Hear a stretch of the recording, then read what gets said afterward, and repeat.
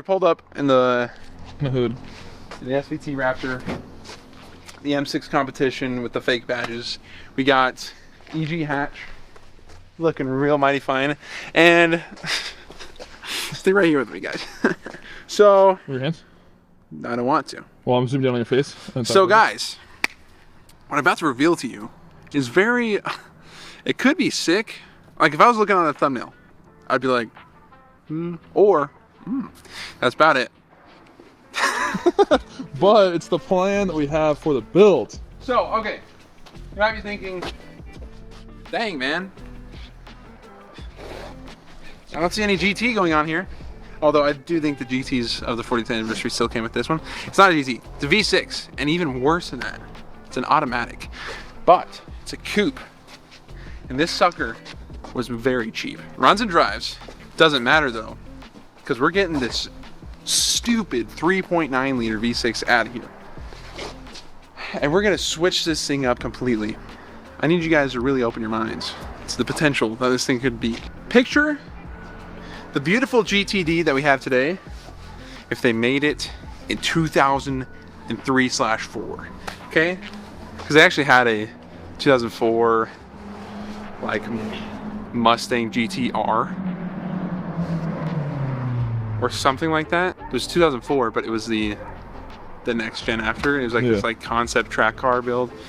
That was kind of cool that Ford made, but I'm just not a fan of those looks. So in this puppy today, I mean, I'm probably gonna get the entire interior ripped out, the hood off, and maybe even make progress in ripping the engine out. Who knows? Maybe, depending how easy it is, who knows how far I can get. So picture turbos, fat V8s, wide bodies. You know, is everything coming together with this one? So GTD. I don't know. I genuinely, we both love the GTD so much. It is just so far out of our limit. So is it for everybody. But I'm like, the New Edge has always been something that I love. It's always like a double-edged sword because it's like one of those cars that you see in a trailer park, and then it's one of those cars you see in like a collectible. It's true. It's like one you of know, those. Yeah. and it's a lot of people really dislike this thing. I've always loved it, and whenever I'm like, it's a V6, I'm like, but I'm like, here I am owning one. Let's go. So, no, I mean, it's just, this is, who knows how long it's gonna take me. I do have I'm trying to choose the engine, but right now I'm really thinking about a little 351 Windsor, which is just because of price. It's really good. I have a buddy that has one right now.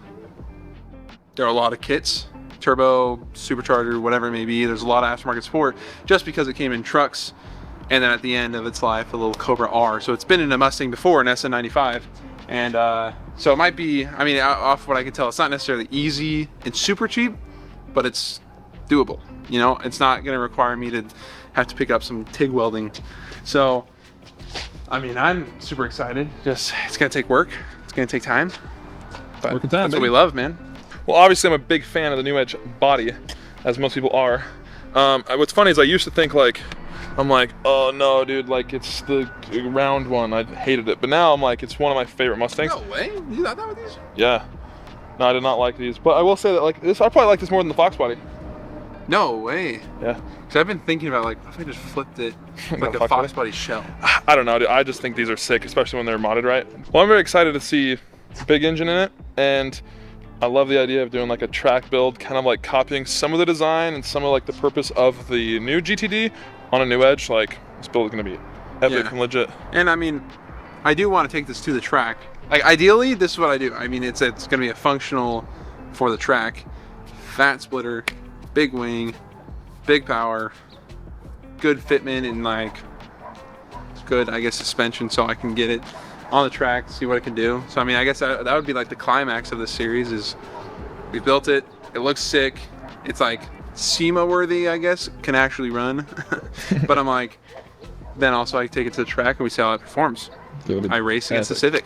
I guess there's nothing else to really talk about other than getting work. Yeah, man, this is the part. That's what I've been waiting for. Or we can do that way too. That way it's not in. So if somebody was like paying attention, not hitting that. Yeah, but also I'm like.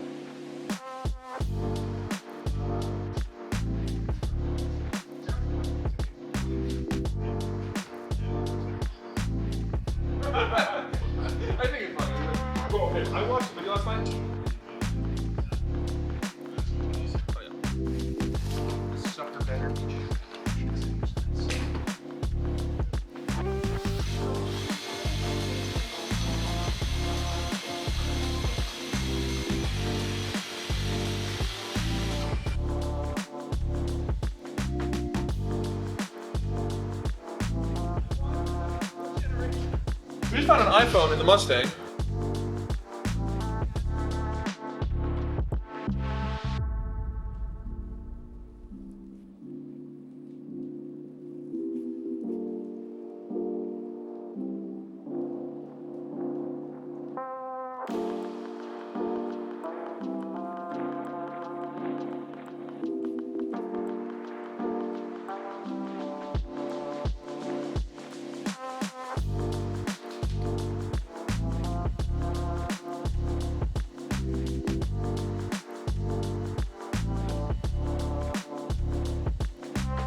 Let's check on the progress. Got the center console kind of, you know, starting to get out. It's a lot of work, man. Well, it's also, this thing is disgusting. Listen, Bro, it's gonna be sick. Freaking but race car. this is all fully cleared out back here. So, yeah, I mean, I'm popping these door panels off. I need to just see what's holding on to this. Everything else is popped off. And then do the same thing on the other side. Probably pop out the glove box, all the underside. Then the carpet. And I might finish there and pull the sucker in. Start working on tearing out the engine. It's happening fast, man. And we're probably gonna cut in a small portion of like the last time I tried to paint it, but it was like went horribly because I did too thick of a coat. But second time around, it looks much better, and I'm letting it cure here in the sun. So I'm gonna flip it to the other side. But bro, like I keep saying, like from afar it looks great, but I'm like From up close, it looks great.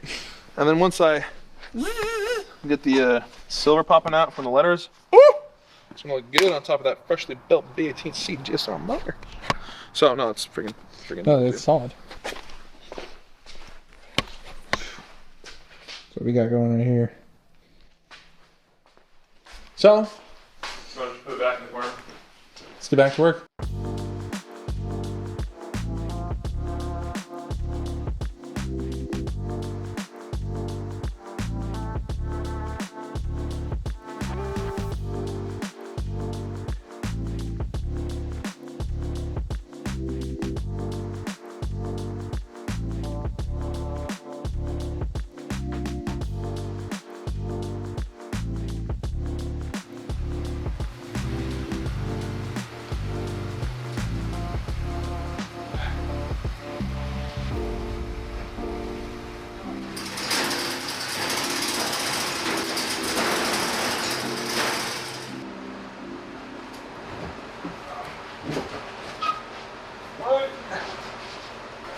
Pulled in the new edge, ready to take the motor out. So, but this is sick. Have the hood off already. Should be a fairly simple engine to pop out. He's got over here. He's got the timing cover on. He's made a lot of progress today. Baffle and the oil pan are now on, and so he's almost there to throw the clutch onto the transmission. Made it up, get it into the Civic. So slowly but surely, that's what happens when we have normal lives and jobs. So, but it's sick, dude.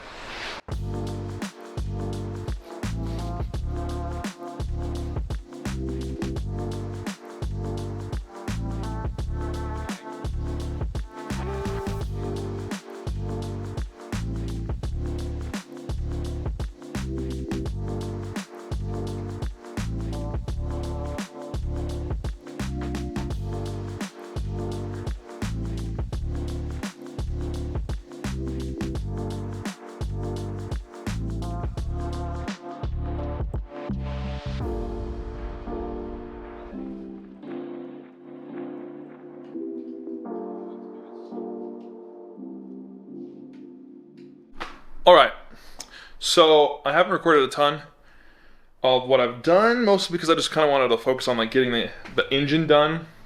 But I mean, you guys get the gist, right? So we finished painting both the block and the head. I did the timing. I put on the oil pan and baffle and pickup, harmonic balancer, and the valve cover. Now, it looks like absolute, I mean, it looks fine on camera probably, but like, it looks like crap in real life, to be honest. Like, it's fine. But I just decided I'm probably not the best. Like, look at this. Pretty rough. So, probably not the best to paint it.